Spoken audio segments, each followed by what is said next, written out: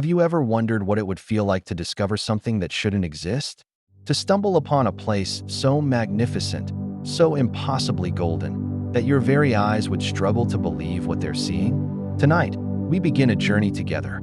A journey into the heart of the Amazon, following the footsteps of conquistadors and dreamers, all chasing the same impossible vision. The city of El Dorado, the Golden One, a place where gold was said to be as common as stones beneath your feet.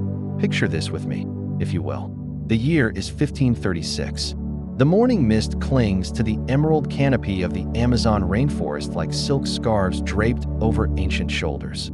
Somewhere, deep within this green cathedral, Spanish explorer Gonzalo Jimenez de Quesada stands at the edge of what his guides call Lake Guatavita. The water stretches before him, dark and mirror still, reflecting the golden light of dawn. But Gonzalo isn't just admiring the scenery. He's listening to a story that will ignite the imagination of Europe and send countless souls into the depths of the Amazon, searching for something that might just be real.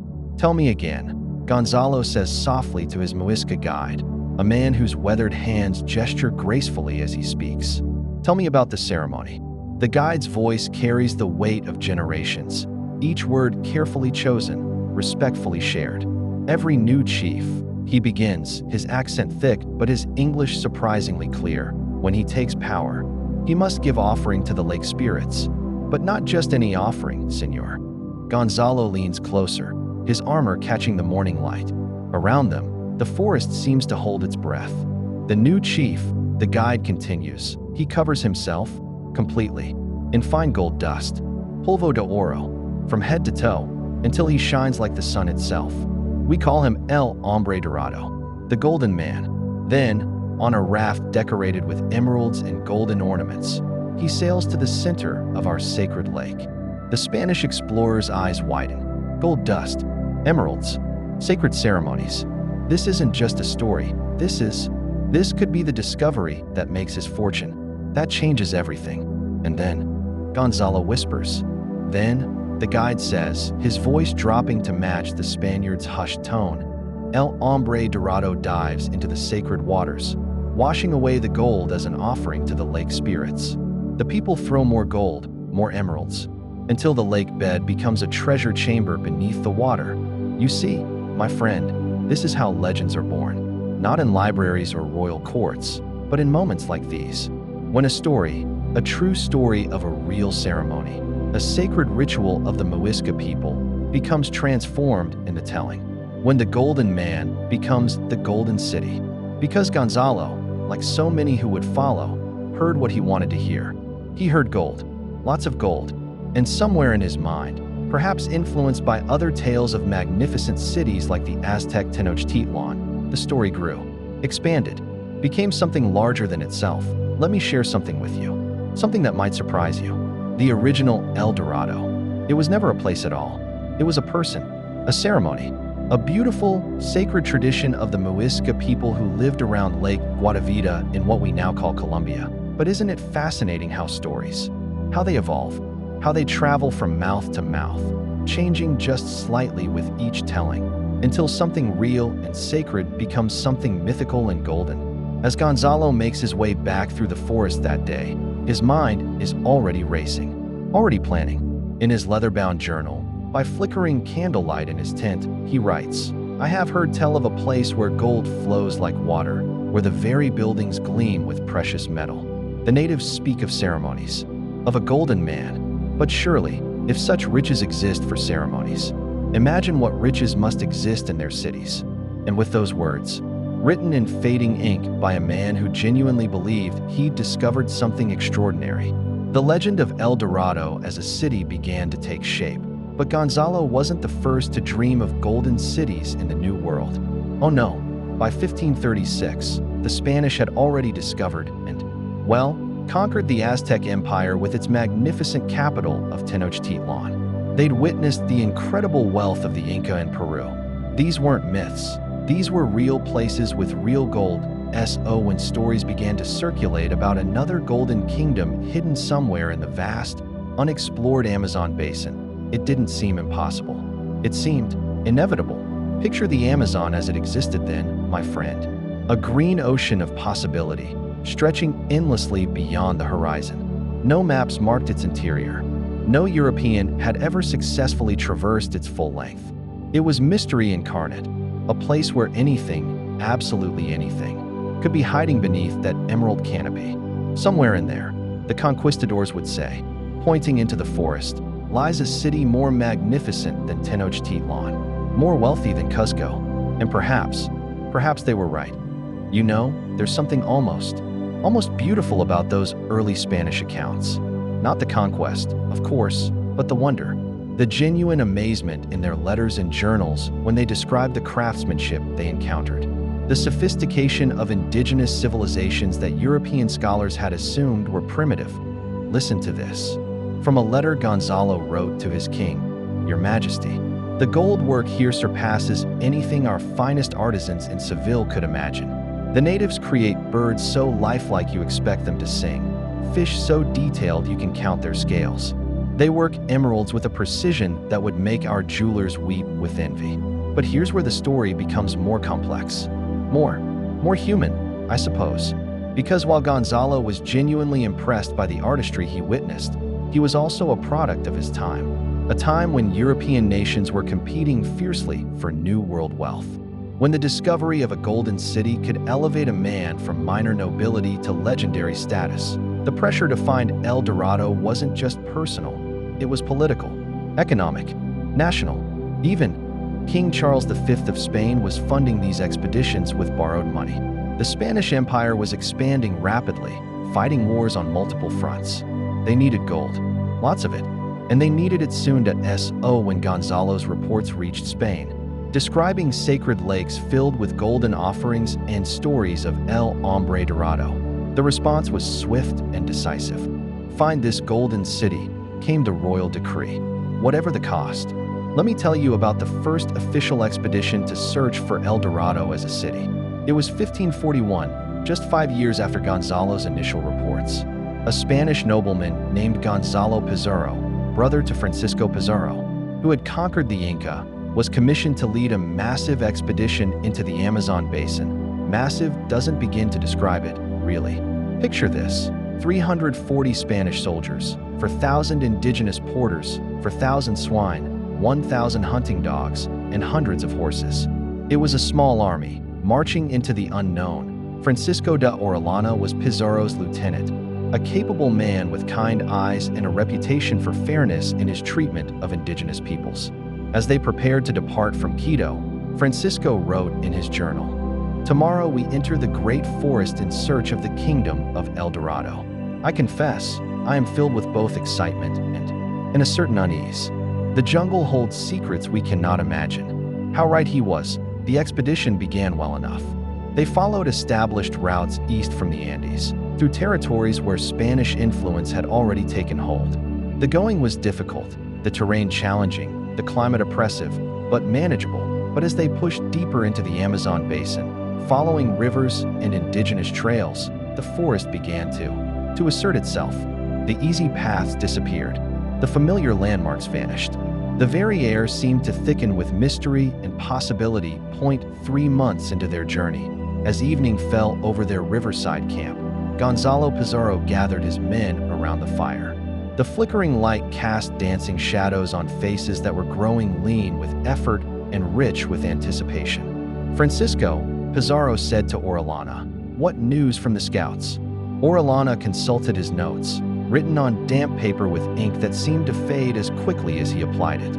The river guides speak of a great city, perhaps 50 leagues downstream. They describe buildings that shine like stars, roads paved with golden stones. "How far?" Pizarro asked. Perhaps 2 weeks if the current is favorable." Pizarro nodded, his eyes reflecting the firelight. "And you believe them? These guides?" Francisco was quiet for a long moment, considering his words carefully.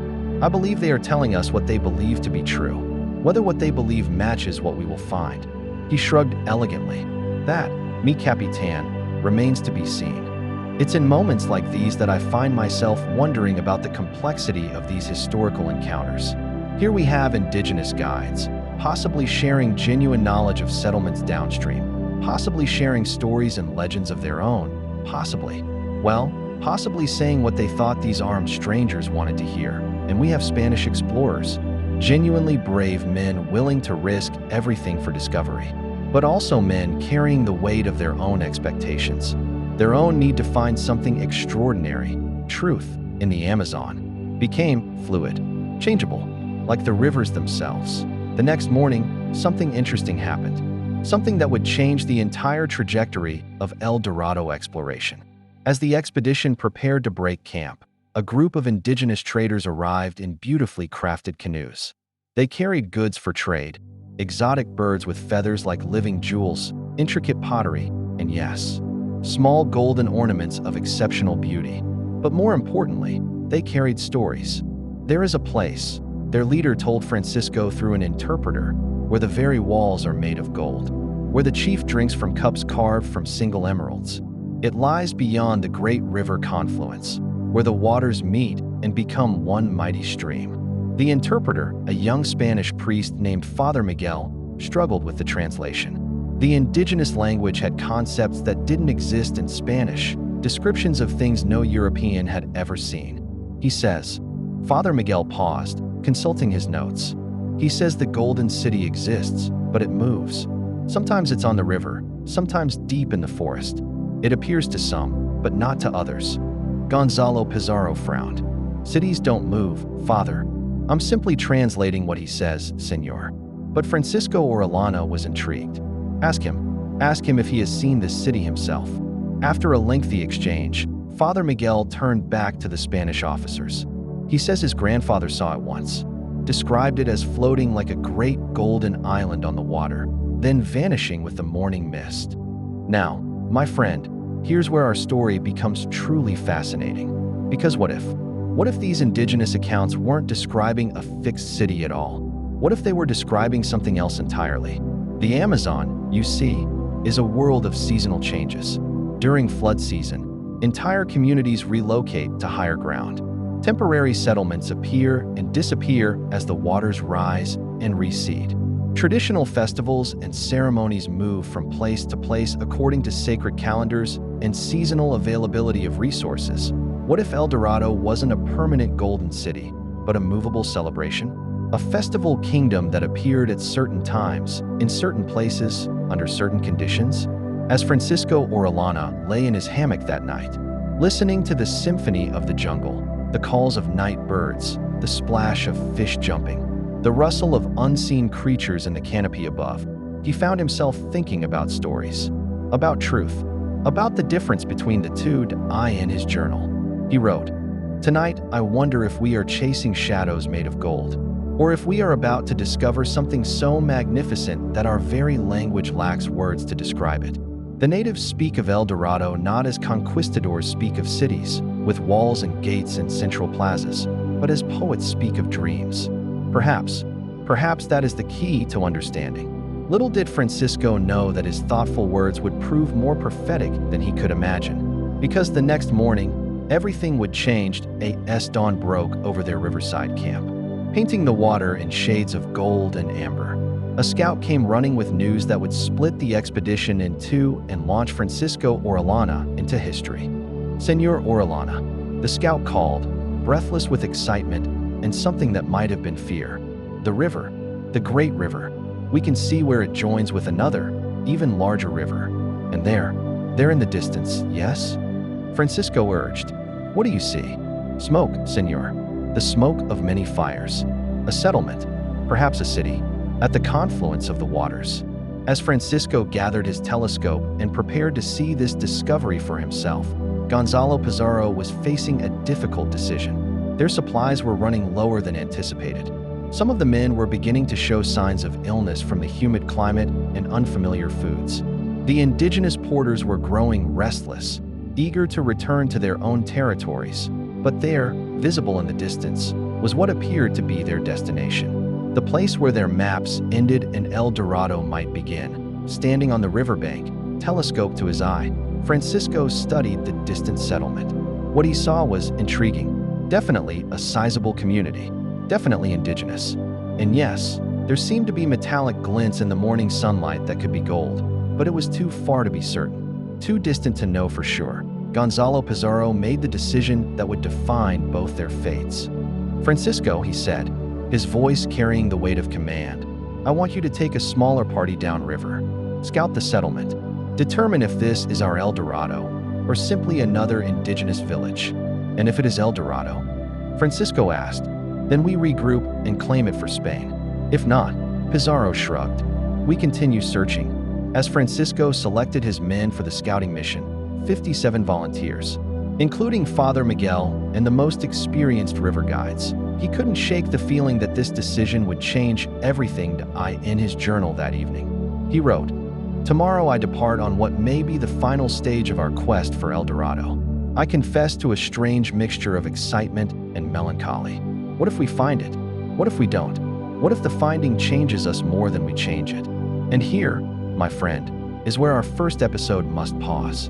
Because what Francisco Orellana was about to discover would challenge everything Europeans thought they knew about the Amazon, about El Dorado, about the very nature of truth and legend. As you drift off to sleep tonight, I want you to think about stories, about how they grow and change and take on lives of their own, about the difference between El Hombre Dorado, the golden man of Muisca ceremony, and El Dorado, the mythical city of Spanish dreams. Sometimes the most profound discoveries come not from finding what we're looking for, but from understanding why we're looking for it in the first place. Tomorrow, we'll follow Francisco Orellana as he becomes the first European to navigate the entire length of the Amazon River. We'll discover what he really found at that distant settlement, and we'll learn how his journey transformed the legend of El Dorado from a simple ceremony into one of the most enduring mysteries in human history. Until then, let your dreams carry you down golden rivers, through emerald forests, toward discoveries that exist just beyond the edge of the possible. Sweet dreams, fellow explorer. Do you remember dreams that felt more real than waking life? Dreams where you discovered something so extraordinary that part of you hoped you'd never wake up? Tonight, we rejoin Francisco de Orellana as dawn breaks over the Amazon River in February 1541.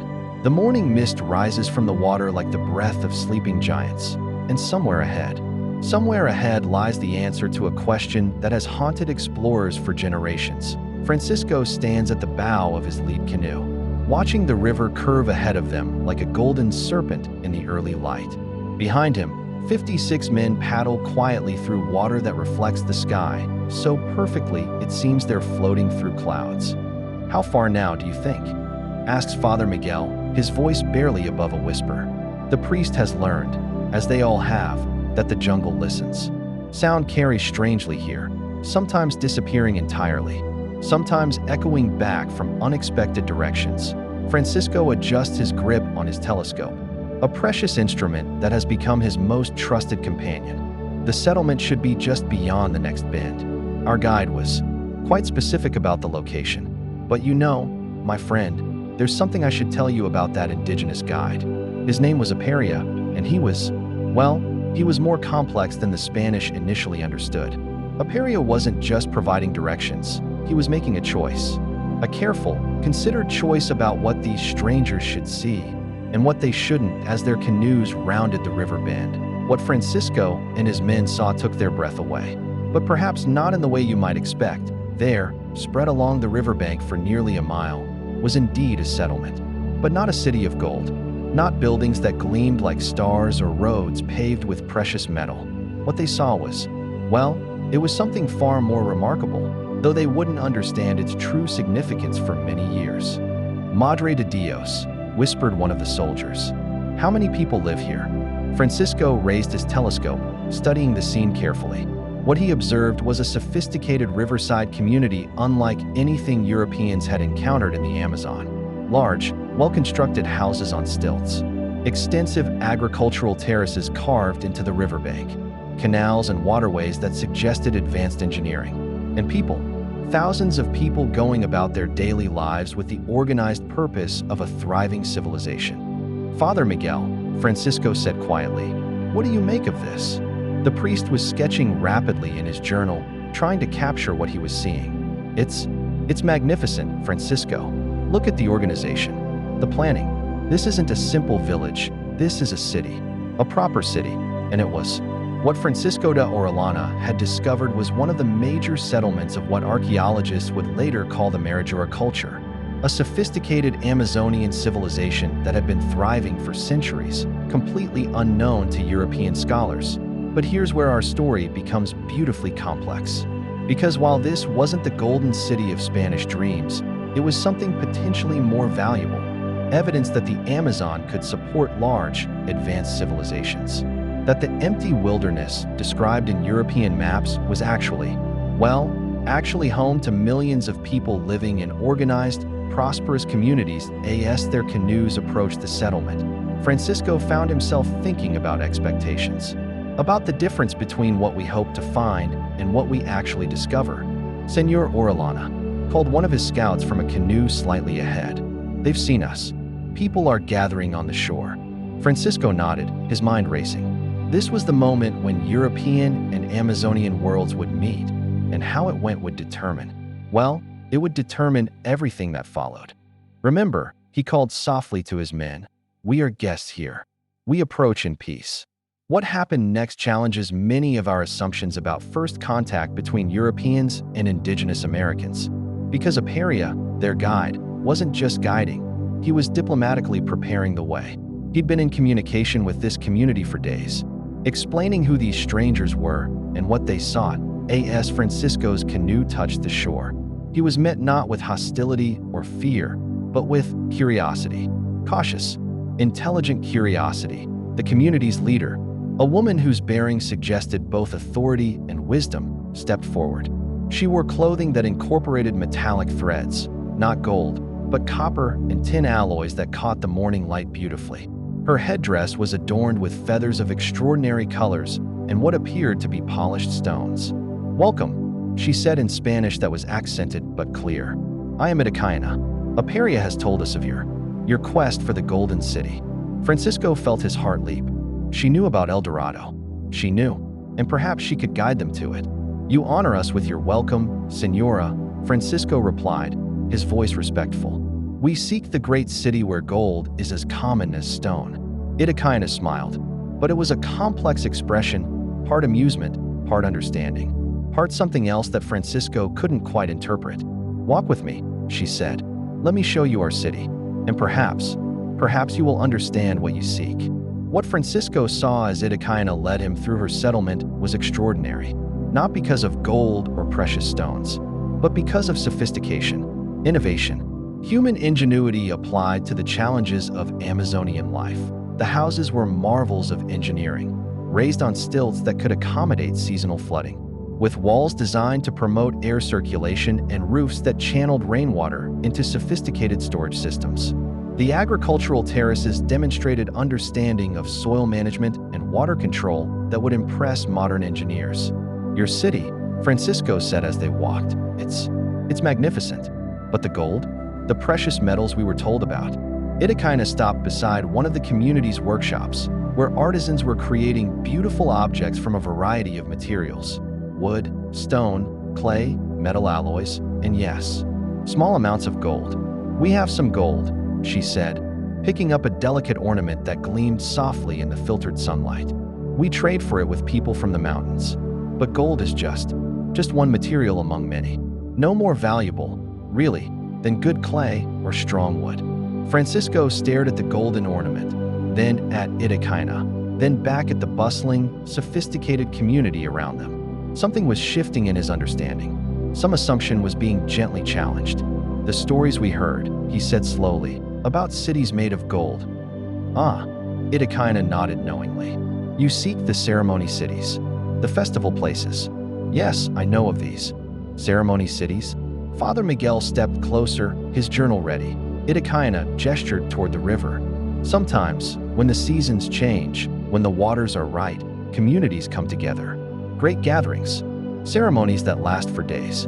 People bring their finest things, their most beautiful crafts, their most precious materials. For those few days, those few weeks, the gathering place becomes golden. Not because buildings are made of gold, but because golden things are brought there. And there, my friend, is one of the most beautiful moments in the entire El Dorado story.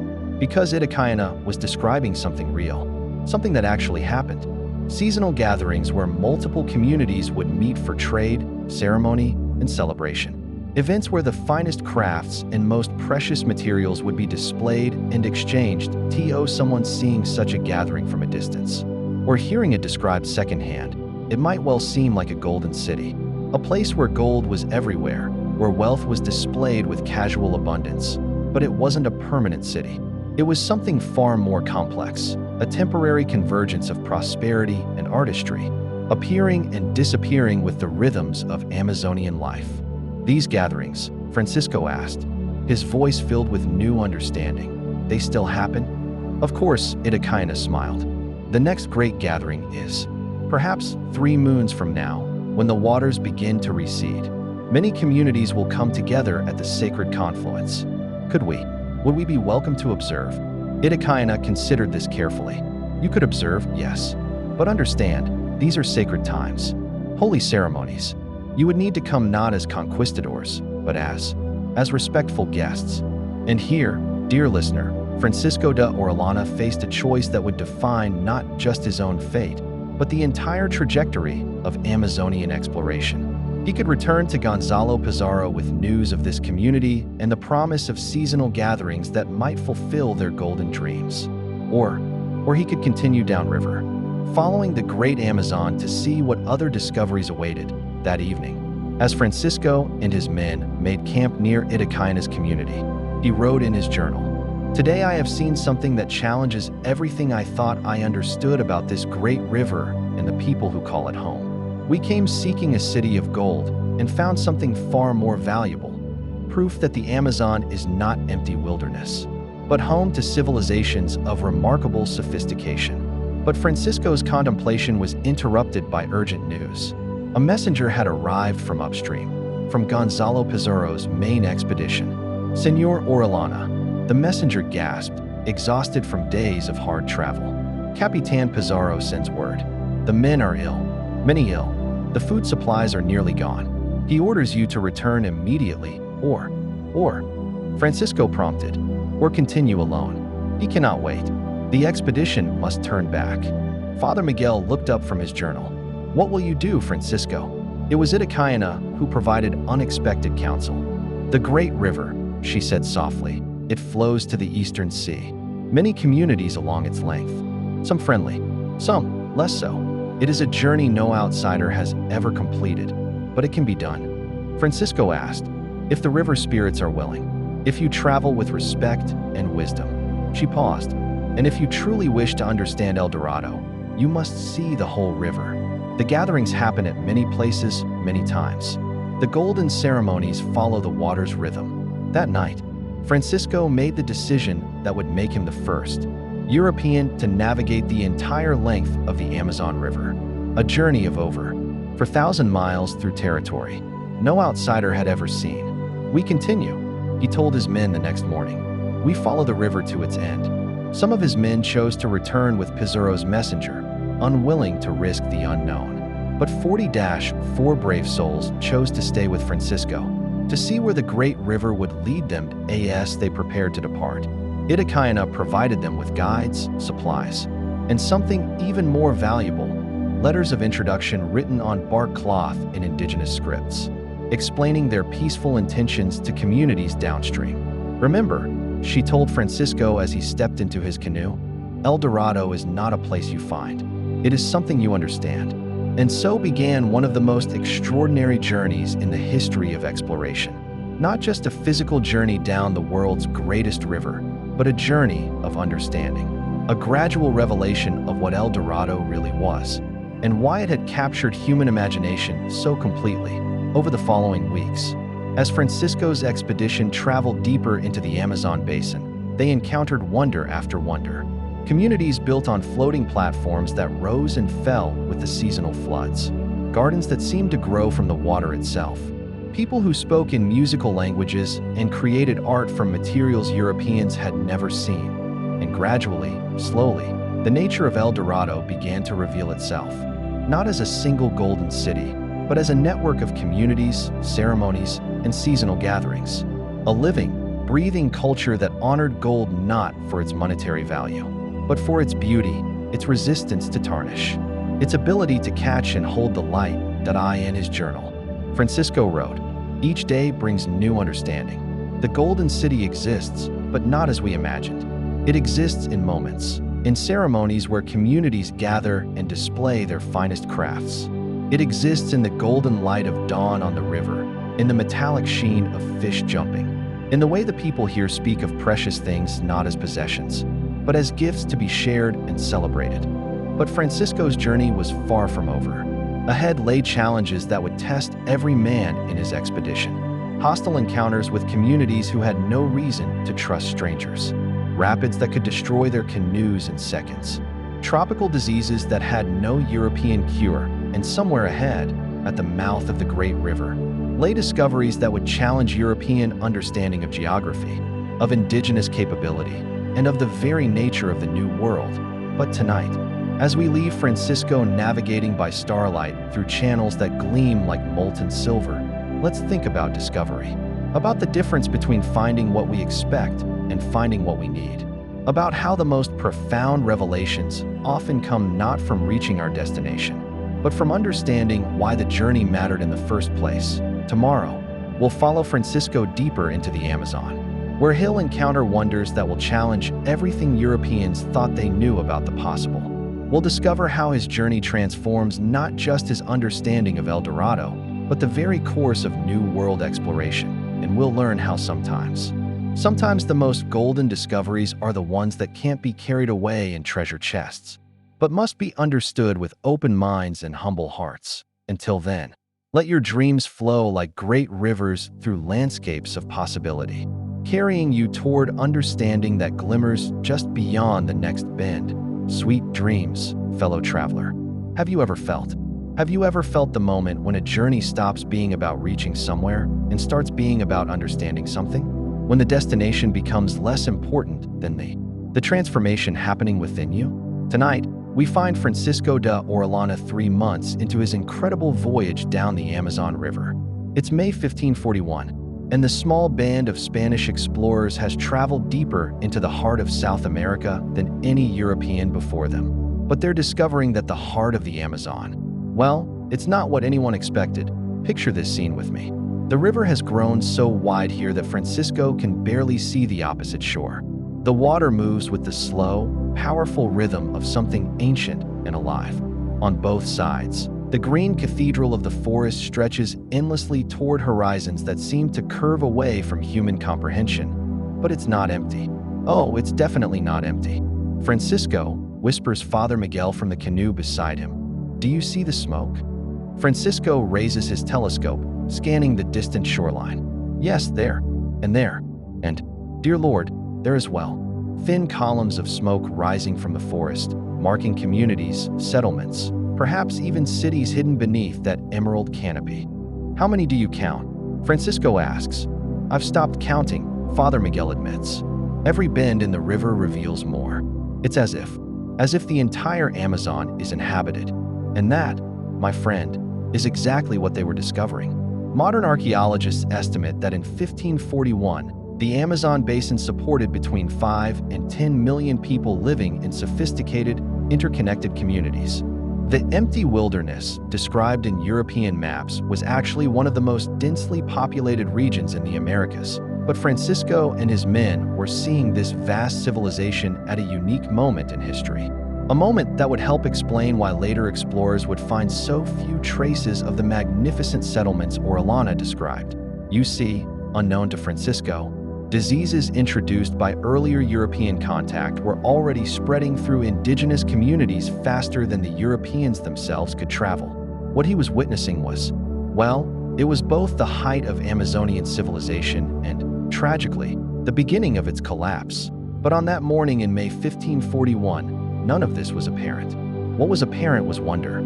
Pure, overwhelming wonder at the scale and sophistication of what they were seeing. As their canoes rounded a particularly wide bend in the river, Francisco saw something that took his breath away. Stretching along the eastern shore for what appeared to be several miles was not just a settlement, but what could only be described as a city. A proper city, with organized districts, broad avenues and buildings that seemed to gleam in the morning sunlight. "Is that?" Father Miguel began. "It might be," Francisco replied softly. It just might be." As they paddled closer, the details became clearer and more extraordinary. The buildings were indeed gleaming, but not with gold. They were covered in a pale, reflective clay that had been polished to mirror brightness. The roofs were thatched with golden grasses that caught and held the sunlight.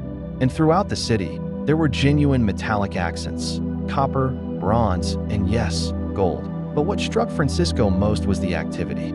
Thousands of people moving through the streets with purpose and organization. Canoes arriving and departing from elaborate docks.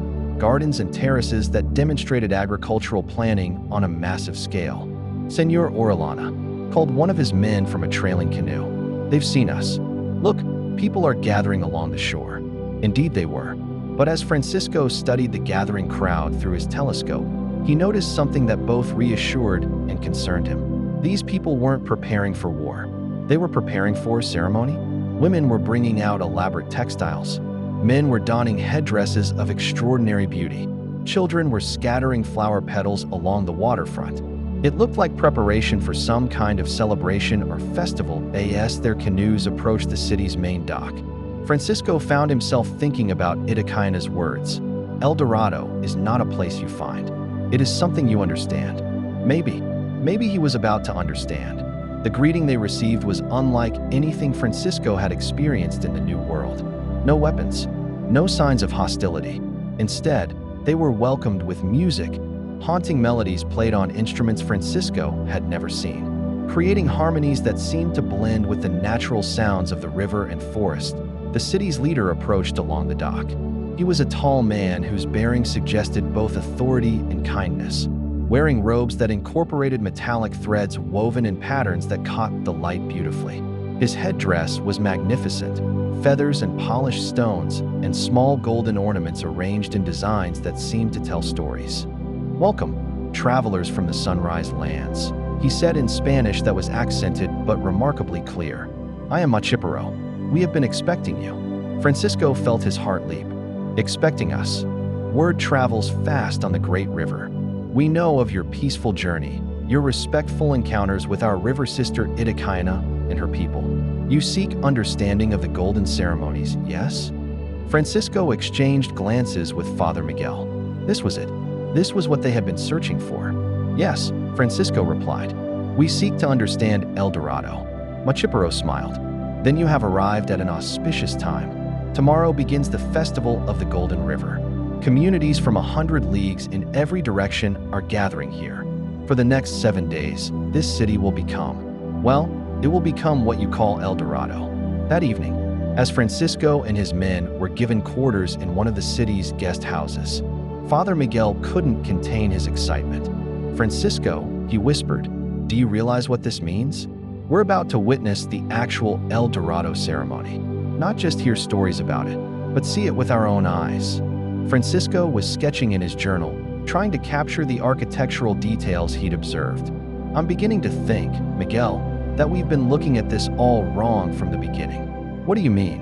"We've been searching for a golden city as if it were like Seville or Madrid, a permanent place with golden buildings. But what if El Dorado is an event? A time when this entire region becomes golden, not because of the buildings, but because of what the people bring to it." Francisco's intuition would prove remarkably accurate. What he was about to witness was one of the great periodic festivals of the Amazon basin, gatherings that brought together multiple communities for trade, ceremony, diplomacy, and celebration. Events that could transform a riverside city into a temporary center of wealth and culture rivaling anything in Europe. Dawn on the first day of the Festival of the Golden River was, well, it was magical. Francisco woke to the sound of hundreds of canoes arriving, each one carrying people dressed in their finest ceremonial garments. He stepped outside his guest quarters.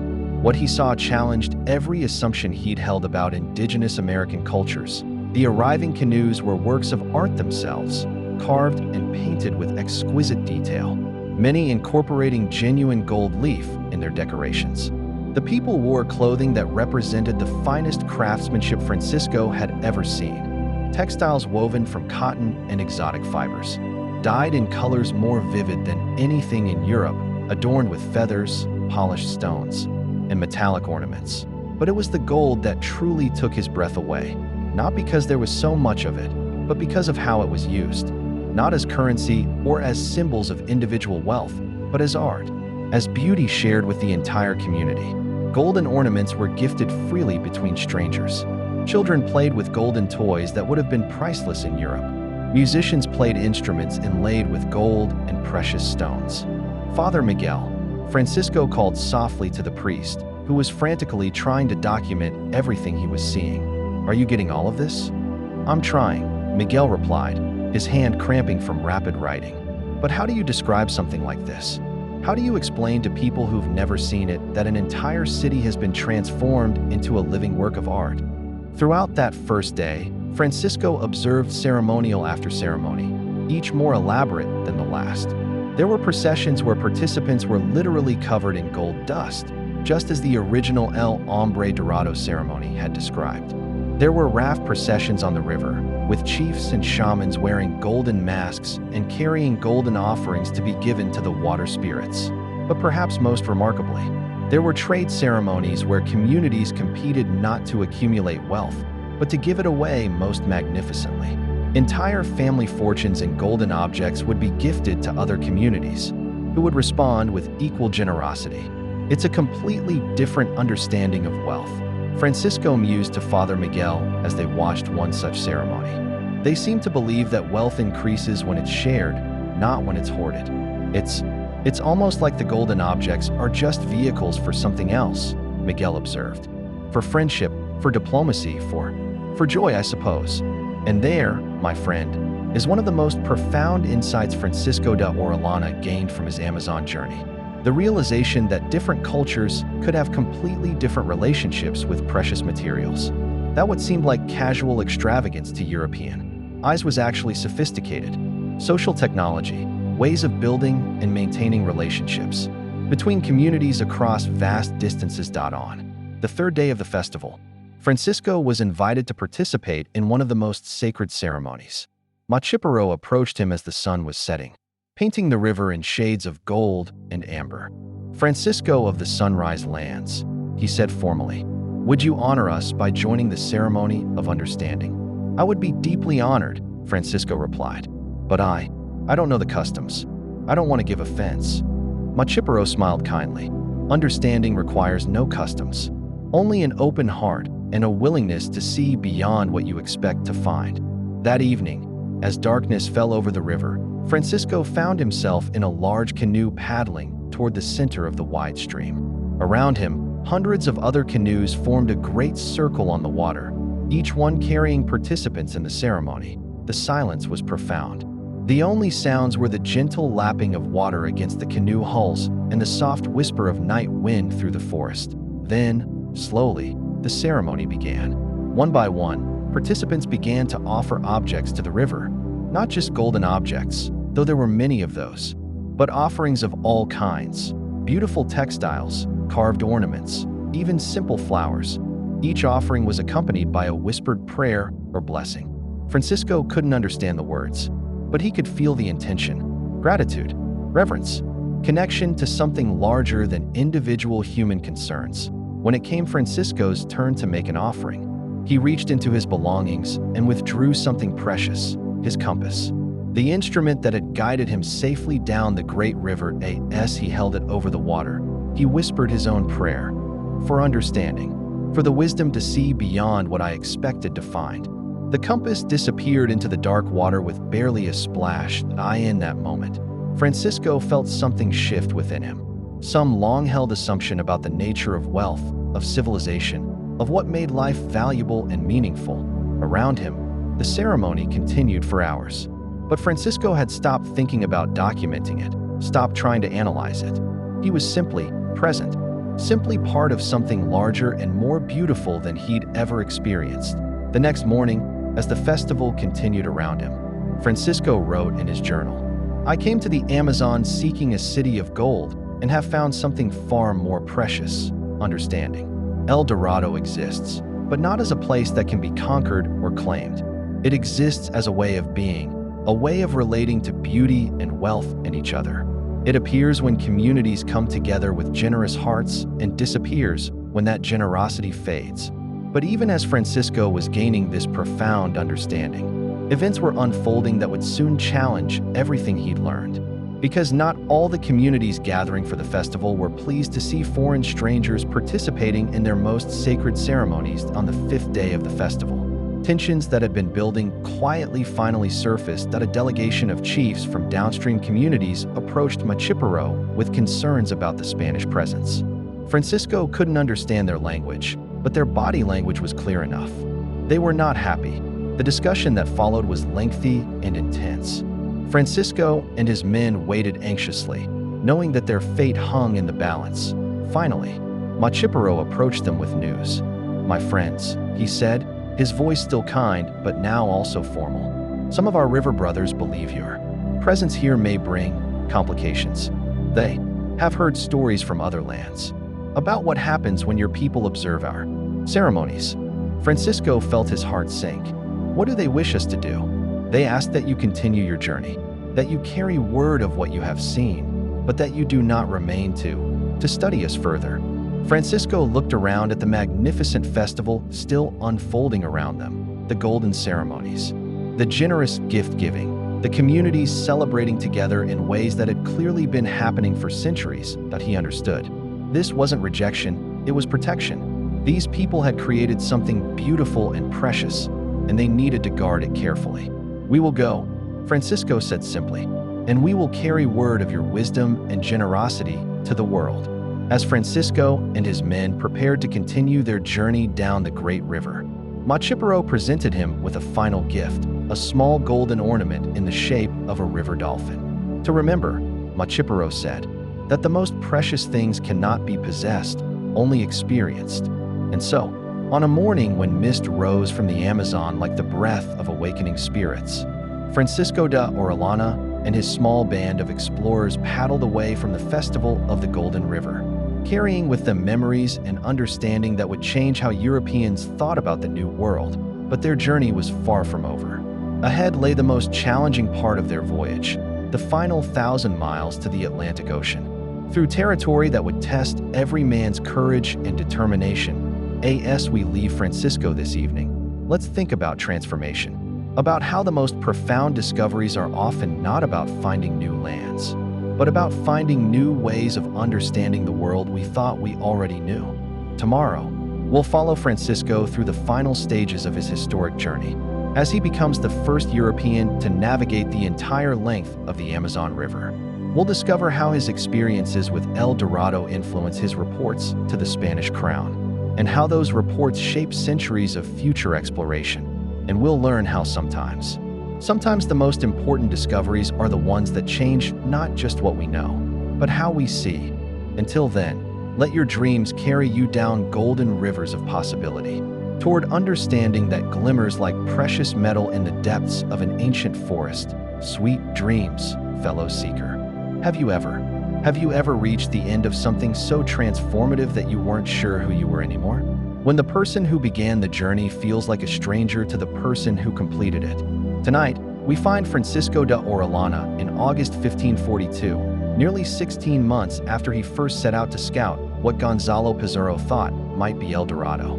The small band of Spanish explorers has traveled over 4,000 miles down the Amazon River, becoming the first Europeans to navigate its entire length from the Andes to the Atlantic Ocean. But they are no longer the same men who began this journey.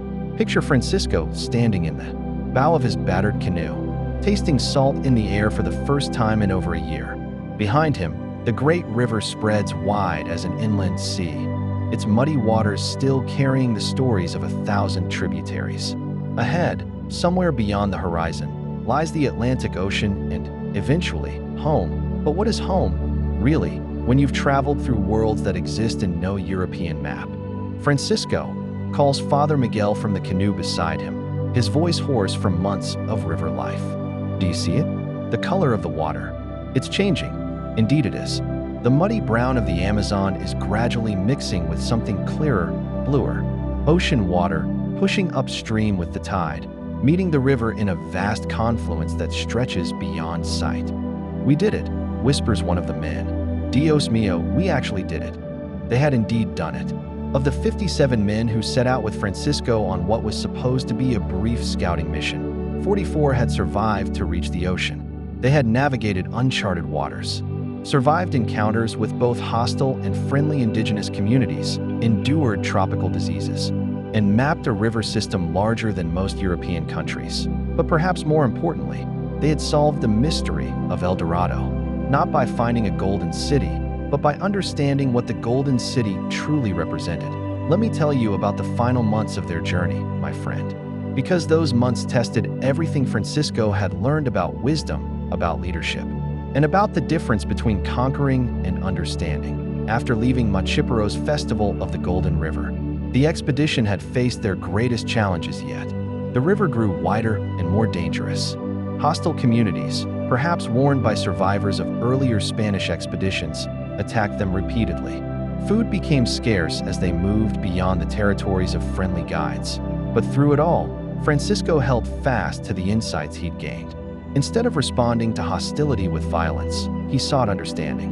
When communities threatened them, he looked for ways to demonstrate peaceful intent. When his men grew discouraged, he reminded them that they were explorers, not conquistadors. Remember, he would tell them during their evening councils, "We are here to learn, not to claim, to understand, not to possess." This philosophy was tested most severely during an encounter that occurred just 2 months before they reached the ocean. They had entered the territory of what Francisco's journal describes as the most magnificent civilization yet encountered on our journey. The community they discovered there defied every European assumption about indigenous capabilities. Imagine, if you will, a city that seemed to float on the water itself, built on a complex network of artificial islands and elevated platforms. It housed what Francisco estimated to be nearly 50,000 people. The engineering was breathtaking: canals that could be opened and closed to control water flow, bridges that could be raised or lowered for defense, agricultural terraces that seemed to hang in midair above the floodplain. And throughout this aquatic metropolis, there was gold. Not the casual, ceremonial gold they'd witnessed at the festivals, but architectural gold. Golden panels covering temple walls, golden sculptures adorning public spaces, streets literally paved with golden stones. "Francisco," Father Miguel whispered as they approached this marvel. "This is it, isn't it? This is the El Dorado we were sent to find." Francisco studied the floating city through his telescope, watching thousands of people going about their daily lives in this impossible place. "It's certainly magnificent, Miguel.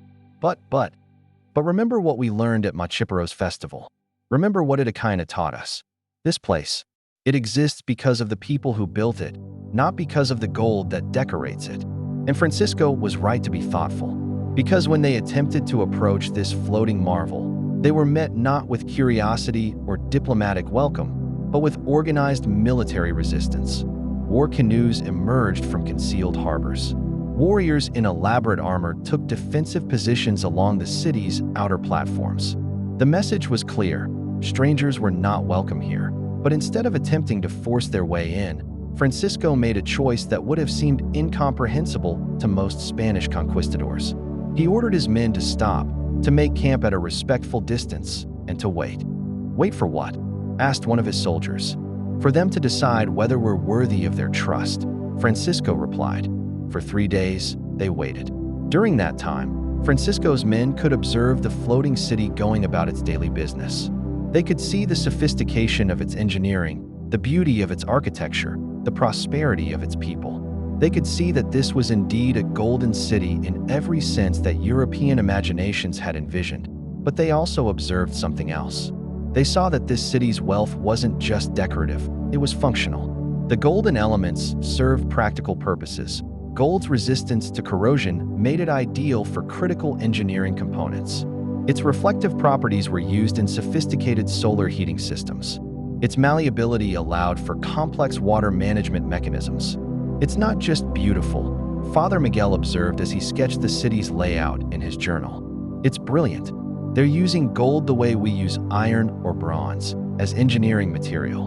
Which suggests, Francisco mused, that they have access to far more gold than any European kingdom, so much that they can afford to use it for practical purposes. On the fourth day, their patience was rewarded. A small diplomatic canoe approached their camp, carrying an elderly woman whose bearing suggested high authority. She spoke in a language none of them recognized, but her message was communicated through gestures, drawings in the sand, and a kind of pictographic writing system that Father Miguel tried frantically to decode. The message, as near as they could determine, was both simple and profound. You may observe, but you may not enter. You may learn, but you may not take.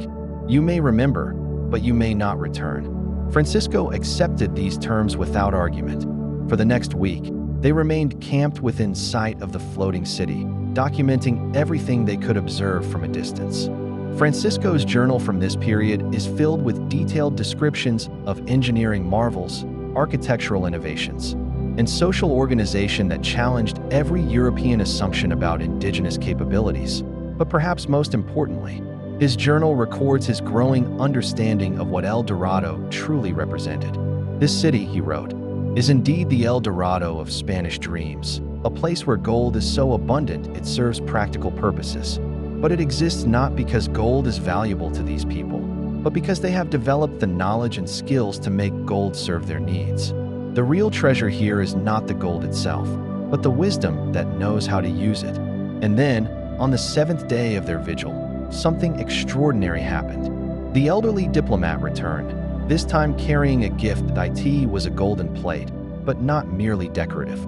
Etched into its surface was what appeared to be a map, a detailed representation of river systems, settlements, and territories extending far beyond anything Francisco had seen.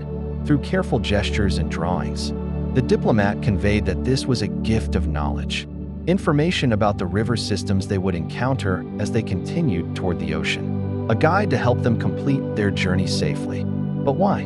Francisco asked, though he knew she couldn't understand his Spanish. Why help us?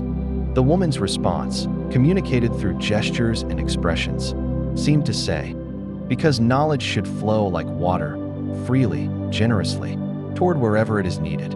As Francisco's expedition prepared to leave this remarkable floating city behind, he found himself thinking about the different kinds of wealth they had encountered on their journey. The ceremonial wealth of the festivals, where gold served social and spiritual purposes.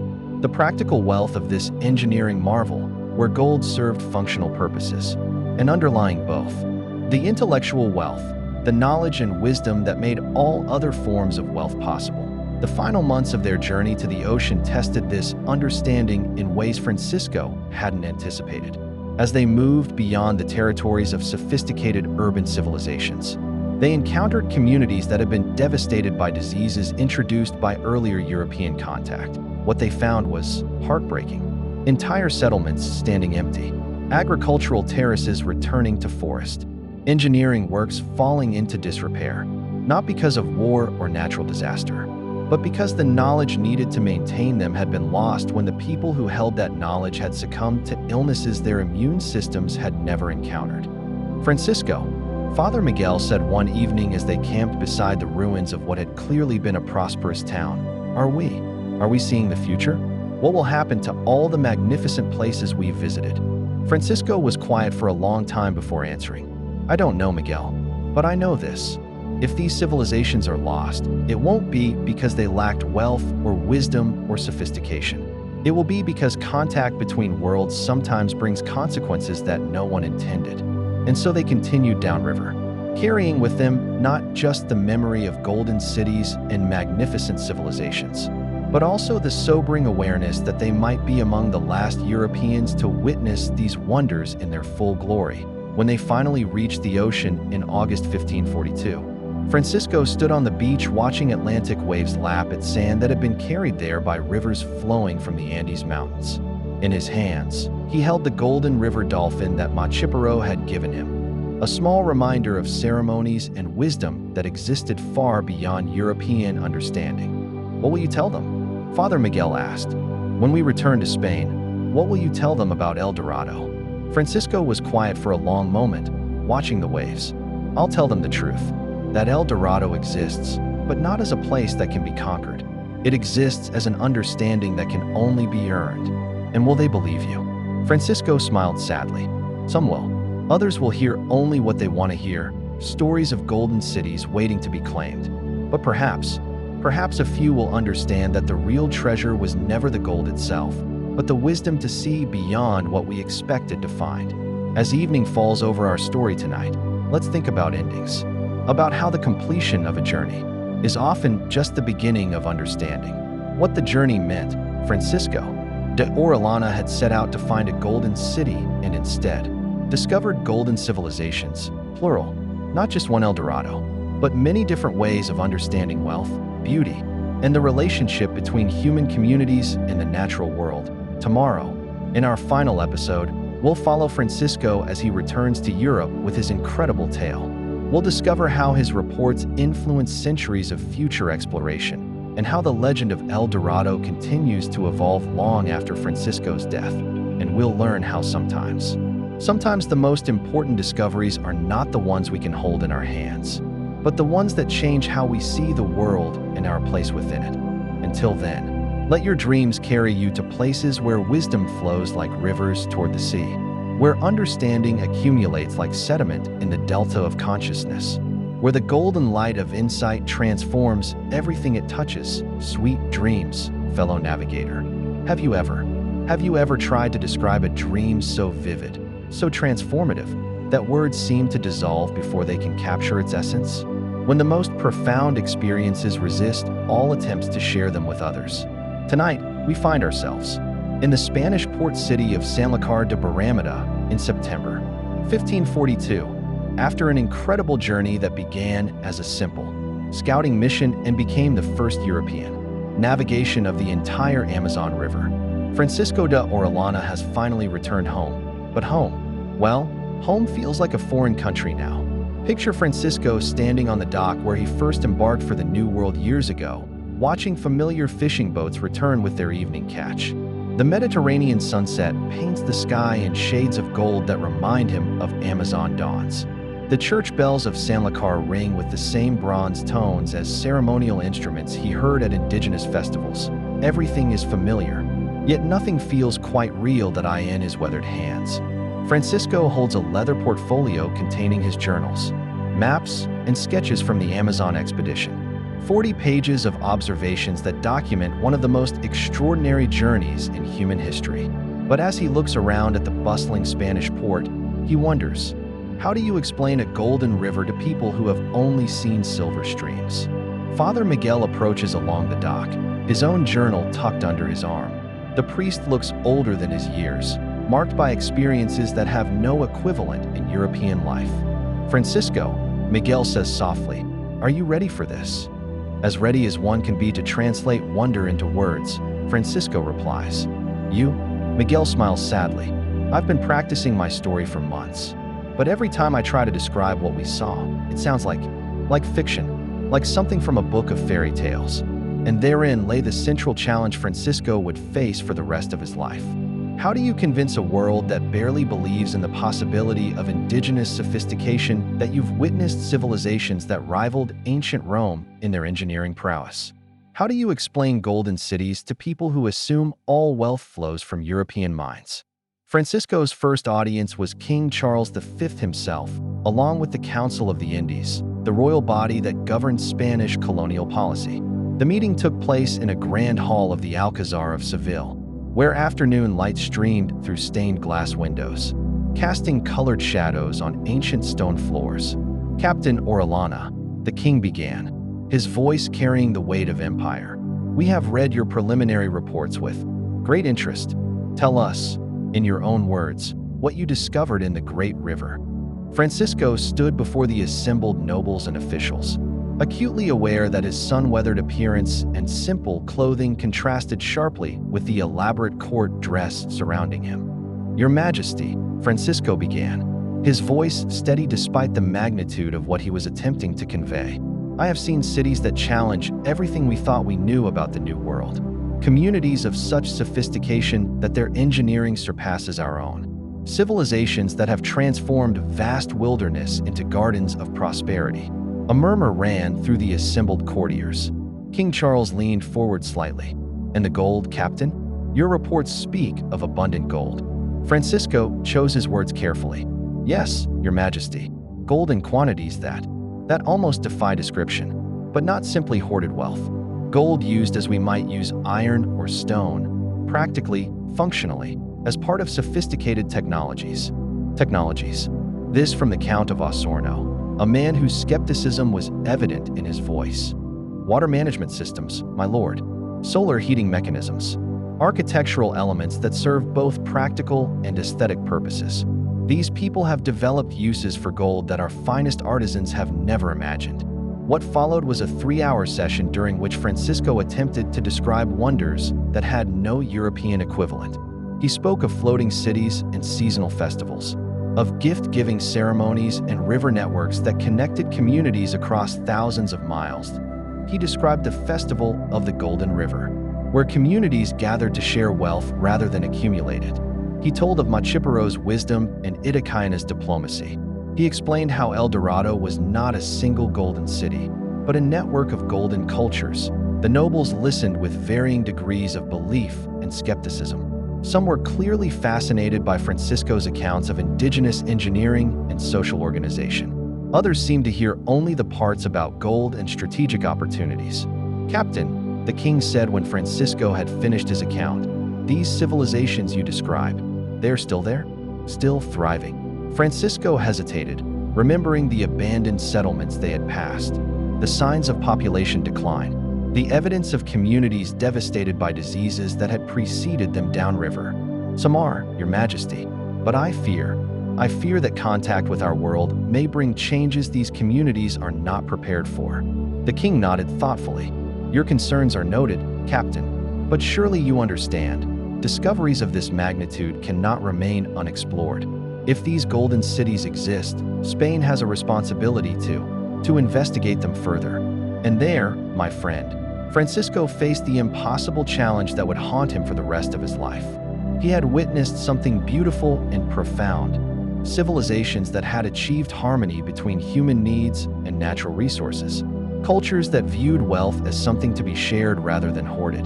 Communities that celebrated beauty and wisdom above conquest and accumulation. But in describing these wonders, he had also made them targets.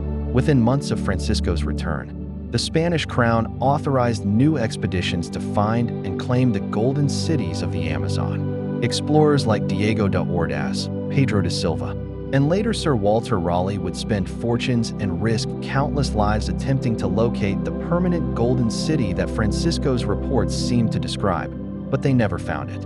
Not because Francisco had lied or exaggerated, but because they were looking for the wrong thing in the wrong way. They sought a fixed location when El Dorado was actually a seasonal phenomenon. They looked for hoarded wealth when the golden ceremonies were actually about generous sharing. They approached as conquistadors when the golden cities only revealed themselves to respectful guests. Year after year, expedition after expedition returned empty-handed, many never returning at all. The Amazon claimed ships, supplies, and lives without yielding its golden secrets to those who sought to possess rather than understand. Francisco watched this parade of failures with growing sadness. In 1544, he attempted to return to the Amazon himself, leading an expedition funded by his own family's wealth. But the river that had welcomed him as a curious explorer proved hostile to him as a would-be conqueror. His ships were wrecked in storms. His men fell ill. Local communities that had once offered friendship now avoided contact entirely. Francisco himself died of fever before even reaching the territories where he had witnessed the golden festivals. Perhaps, Father Miguel wrote in his own account of that final expedition, "The Amazon was teaching us that some discoveries cannot be repeated, only remembered, that some treasures can only be found once, by those who approach with the right spirit." But Francisco's death was not the end of the El Dorado story. If anything, it was the beginning of its transformation from historical account into eternal legend. Over the decades and centuries that followed, Francisco's careful descriptions of seasonal festivals and cultural ceremonies gradually evolved into stories of a single, permanent golden city hidden somewhere in the Amazon depths. European imaginations, fed by genuine accounts of Aztec and Inca wealth, transformed his nuanced observations into simple treasure maps. The legend spread beyond Spain. English explorers like Sir Walter Raleigh became obsessed with finding the Golden City, financing expeditions that brought neither glory nor gold. French adventurers followed river systems through the Guianas, certain that each tributary might lead to the fabled El Dorado. Even into the modern era, the legend persisted. Victorian explorers funded elaborate expeditions into Amazonian headwaters. 20th century archaeologists searched for ruins of golden cities. Hollywood films and adventure novels kept the dream alive in popular imagination. But here's what's remarkable, my friend. As the legend of El Dorado grew more fantastical, real archaeological discoveries began to confirm the essential truth of Francisco's original observations, in the 1980s and 1990s. Satellite imagery revealed the extent of pre-Columbian Amazonian civilization. Archaeologists discovered evidence of sophisticated urban centers, advanced agricultural systems, and complex engineering projects that matched Francisco's 16th century descriptions. The famous geoglyphs of the Amazon, geometric earthworks visible only from the air, demonstrated the level of social organization Francisco had witnessed. Carbon dating of agricultural terraces confirmed that large populations had indeed lived throughout the Amazon basin. Analysis of soil composition showed evidence of the Golden Cities, communities wealthy enough to import precious materials from great distances. Most remarkably, anthropologists studying surviving indigenous communities found that ceremonial festivals very much like those Francisco described were still being celebrated in remote areas. The Festival of the Golden River, the gift-giving ceremonies, the seasonal gatherings where wealth was shared rather than hoarded, all of these continued, though on a much smaller scale than in Francisco's time. And what of the original El Hombre Dorado ceremony that started this entire story? The ritual where Muisca chiefs covered themselves in gold dust and made offerings to Lake Guatavita? That ceremony, too, was real. In 1969, archaeologists succeeded in partially draining Lake Guatavita and recovered thousands of golden objects from its bottom, offerings that had accumulated over centuries of sacred ceremonies. The lake bed truly was a treasure chamber. Just as the indigenous guides had told Gonzalo Jimenez de Quesada over 400 years earlier, as we reach the end of our journey together, let's return to where we began. To the question of what El Dorado truly represents. That El Dorado is not a place. It never was a place. It is an idea, an aspiration, a dream of societies where wealth serves beauty, where prosperity enables generosity, where human communities live in harmony with the natural abundance around them. Francisco de Orellana discovered that this dream was not fantasy, but reality. That such societies had existed, had thrived, had created wonders that European imaginations could barely comprehend. The Golden Cities were real, not as permanent monuments to human acquisition, but as temporary celebrations of human creativity and sharing. The tragedy is not that El Dorado was never found. The tragedy is that it was found, documented, and celebrated by Francisco and his companions, only to be lost again as disease, displacement, and conquest transformed the Amazon from a region of prosperous communities into what Europeans saw as empty wilderness. But the dream persists. In every generation, in every culture, there are those who imagine societies based on sharing rather than hoarding, on beauty rather than mere accumulation, on wisdom rather than simple power. Perhaps that's why the legend of El Dorado has never truly faded. Not because people believe in literal cities of gold, but because we need to believe that somewhere, somehow, human societies can do better, can be kinder, can create beauty and prosperity without destroying the natural world that sustains them. As you drift off to sleep tonight, I want you to carry with you not the image of a golden city waiting to be discovered, but the understanding that El Dorado lives wherever communities choose generosity over greed, wherever people celebrate beauty over mere possession, wherever wisdom flows as freely as water through an Amazon tributary. Francisco de Orellana died, seeking to return to the Golden River. But perhaps he had already found what he was truly looking for. In those moments when he participated in sacred ceremonies, when he witnessed communities sharing their finest treasures, when he understood that the most precious things cannot be possessed, but only experienced in those moments. He was living in El Dorado, and so can we all. The quest for the city of gold continues, my friend. Not in the jungles of the Amazon, but in the choices we make about how to live, how to share, how to celebrate the abundance that surrounds us every day. May your dreams be golden with possibility. May your heart be rich with understanding. And may you always remember that the most precious treasures are not the ones we can hold in our hands, but the ones that hold us in wonder.